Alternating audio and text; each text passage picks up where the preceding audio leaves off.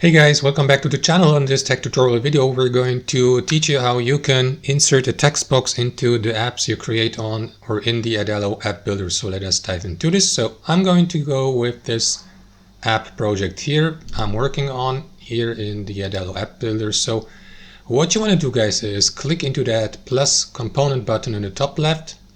And here what you want to do is select the option in the very top left corner, which is text box. You may use also the shortcut T and then a capital letter, and then zoom into your screen and position the text box.